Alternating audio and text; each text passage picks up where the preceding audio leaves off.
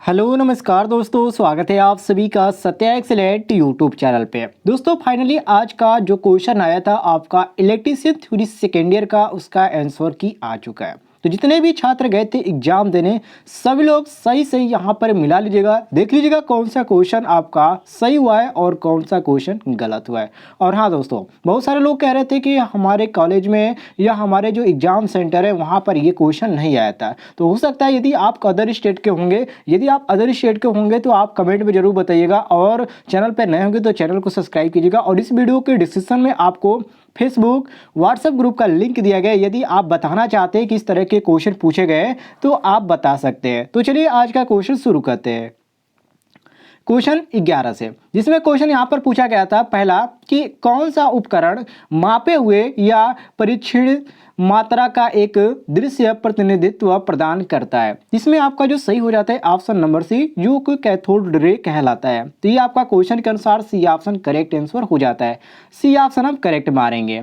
अगले क्वेश्चन पे आते हैं, जिसमें क्वेश्चन आपसे पूछा गया था कि डिजिटल सर्किट में बाइनरी कोडेड दशमलव अर्थात बीसीडी प्रणाली का उपयोग करने का उद्देश्य क्या है, मतलब उपयोग क्यों किया जाता है। इसका उद्देश्य होता है दोस्तों डेटा इनपुट संग्रहित करना, जो कि ऑप्शन में आपका ए ऑप्शन दिया गया है। तो क्वेश्चन के अनुसार आपका ए ऑप्शन करेक्ट आंसर हो जाता है। सभी लोग मिला लीजिएगा। आइए अगले क्वेश्चन पे आते हैं, जिसमें क्वेश्चन आपसे पूछा गया था का एससीआर, ठीक है, एससीआर का मुख्य अनुप्रयोग क्या है।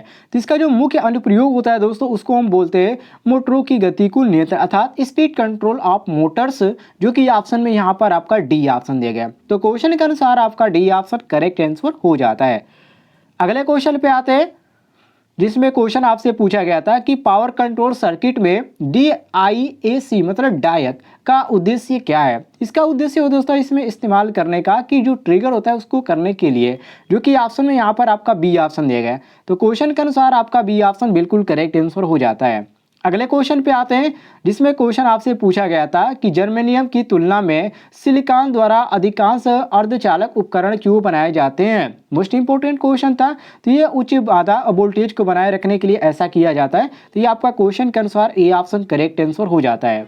अगले क्वेश्चन पे आते हैं, जिसमें क्वेश्चन आपसे पूछा गया था कि फील्ड इफेक्ट ट्रांजिस्टर, जिसको हम FET के नाम से जानते हैं, का मुख्य अनुप्रयोग क्या है। इसका मुख्य जो अनुप्रयोग होता है वो क्या होता है। तो वोल्टेज नियंत्रण डिवाइस ये आपका है, इसका मुख्य अनुप्रयोग यहाँ पर पूछा गया। तो ये हमारा ए ऑप्शन बिल्कुल करेक्ट आंसर हो जाता है। क्वेश्चन के अनुसार हमारा ए ऑप्शन करेक्ट आंसर हो जाएगा।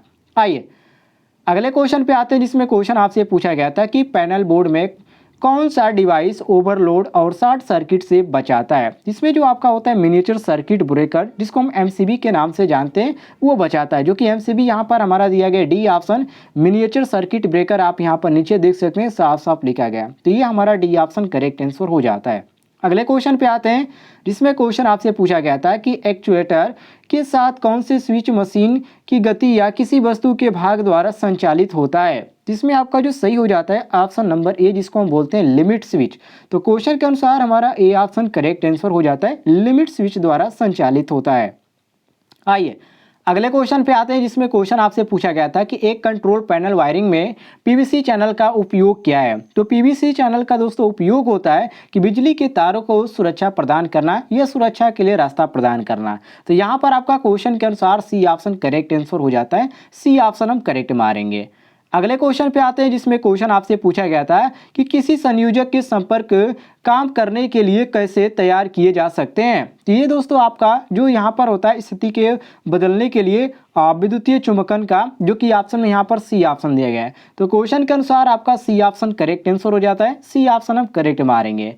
अगले क्वेश्चन पे आते हैं, जिसमें क्वेश्चन आपसे पूछा गया था कि ऑपरेशन के मोड के अनुसार किस ड्राइव को वर्गीकृत किया जाता है। इसमें जो वर्गीकृत किया जाता है उसको हम बोलते हैं निरंतर ड्राइव, जो कि ऑप्शन में आपका डी ऑप्शन दिया गया है। तो डी ऑप्शन क्वेश्चन के अनुसार हमारा करेक्ट आंसर हो जाता है।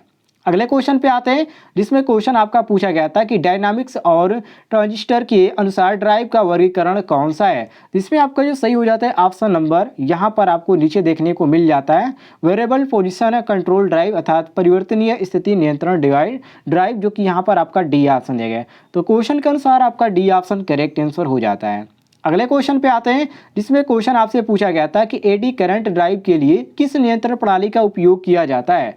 इसमें जो उपयोग किया जाता है दोस्तों उसको बोलते हैं स्लीप कंट्रोलर, जो कि स्लीप कंट्रोल हमारा ए ऑप्शन दिया गया है।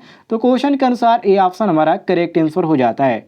आइए अगले क्वेश्चन पे आते हैं, जिसमें क्वेश्चन आपसे पूछा गया था कि डीसी ड्राइव की तुलना में एसी ड्राइव का क्या फायदा है। यहाँ पर फायदा आपसे पूछा गया है, तो ये क्या होता है, स्थापना और चलाने की लागत को कम करता है, ये इसका सबसे बड़ा फायदा है। तो यहाँ पर क्वेश्चन के अनुसार हमारा बी ऑप्शन करेक्ट आंसर हो जाता है। बी ऑप्शन हम करेक्ट मारेंगे।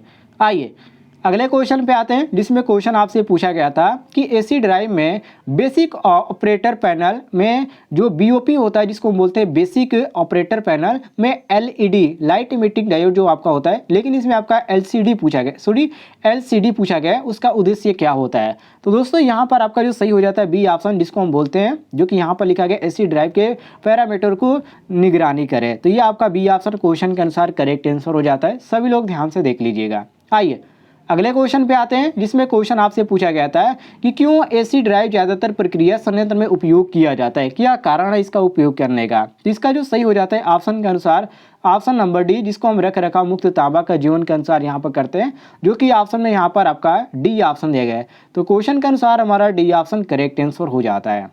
अगले क्वेश्चन पे आते हैं, जिसमें क्वेश्चन आपसे पूछा गया था कि आवृत्ति कन्वर्टर कौन सा है, रेक्टिफायर या डीसी चॉपर या साइक्लो कन्वर्टर्स या डीसी से एसी कन्वर्टर्स। तो यहाँ पर क्वेश्चन के अनुसार आपका जो सही हो जाता है ऑप्शन नंबर सी, जिसको हम बोलते हैं साइक्लो कन्वर्टर्स।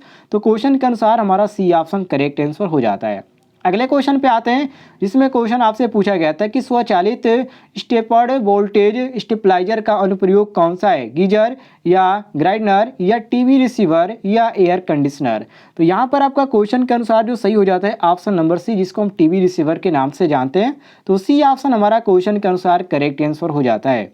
आइए अगले क्वेश्चन पे आते हैं, जिसमें क्वेश्चन आपसे पूछा गया था कि वर्ग तरंग इन्वर्टर का उपयोग कहाँ किया जाता है। इसका प्रयोग जो किया जाता है वो आपका सामान्य प्रकाश व्यवस्था में किया जाता है।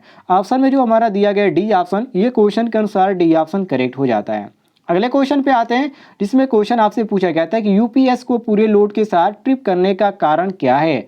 इसका जो रीजन पूछ रहा है दोस्तों, उसके अनुसार यहाँ पर चलें तो हमारा बी ऑप्शन करेक्ट हो जाता है, जो कि गलत ओवरलोड सेटिंग कर रहा है। तो ये आपका बी ऑप्शन करेक्ट आंसर हो जाता है। अगले क्वेश्चन पे आते हैं, जिसमें क्वेश्चन पूछा गया था कि बिजली उत्पादन के लिए भारत में कौन सा ईंधन प्रचुर मात्रा में उपलब्ध है। तो बिजली उत्पादन के लिए यहाँ पर जो प्रचुर मात्रा में उपलब्ध है उसको हम कोयला बोलते हैं। तो ये हमारा ए ऑप्शन क्वेश्चन के अनुसार बिल्कुल करेक्ट आंसर हो जाता है। ए ऑप्शन हम करेक्ट आंसर मारेंगे। अगले क्वेश्चन पे आते हैं, जिसमें क्वेश्चन आपसे पूछा गया था कि पारंपरिक बिजली उत्पादन कौन सा है। पारंपरिक बिजली जो उत्पादन है उसको हम यहाँ पर बोलते हैं थर्मल पावर जनरेशन, अर्थात उसमें शक्ति उत्पादन, जो कि ऑप्शन में आपका डी दिया गया। तो क्वेश्चन के अनुसार आपका डी ऑप्शन करेक्ट आंसर हो जाता है। आइए अगले क्वेश्चन पे आते हैं, जिसमें क्वेश्चन आपसे पूछा गया है कि पवन ऊर्जा उत्पादन में कौन सी डिवाइस हवा की गति को महसूस करती है। तो इसमें जो महसूस करती है उसको हम बोलते हैं लाइन नियंत्रण, जो कि ऑप्शन में यहाँ पर आपका डी दिया गया है, देख सकते हैं लाइन कंट्रोलर यूनिट, जो कि यहाँ पर डी ऑप्शन दिया गया। तो क्वेश्चन के अनुसार हमारा डी ऑप्शन करेक्ट आंसर हो जाता है। आइए अगले क्वेश्चन पे आते हैं, जिसमें क्वेश्चन आपसे पूछा गया था कि पारंपरिक बिजली उत्पादन पर गैर पारंपरिक बिजली उत्पादन का नुकसान क्या है। तो इसमें जो नुकसान होता है उसको हम बोलते हैं लोड डिमांड के लिए इस्तेमाल न किया जा सकता है, अर्थात यहाँ पर आपका जो सही हो जाता है डी ऑप्शन करेक्ट आंसर हो जाता है। डी ऑप्शन हम करेक्ट मारेंगे।